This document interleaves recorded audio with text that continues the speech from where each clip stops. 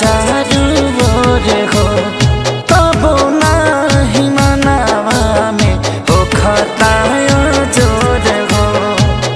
त कवनो गीत मन भावन न लागे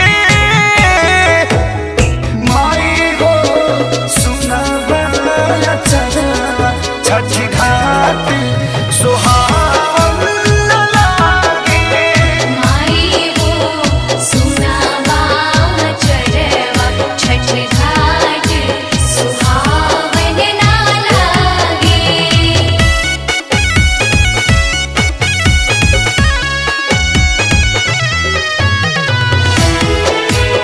जय छठ मैया जय छठ मैया।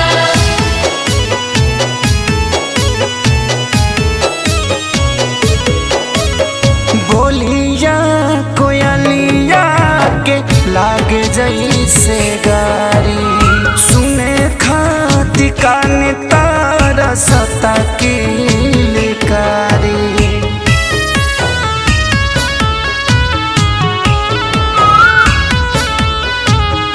बोलिया कोयलिया के लागे जैसे गारी सुने खाती कान तारा सता के लिकारी।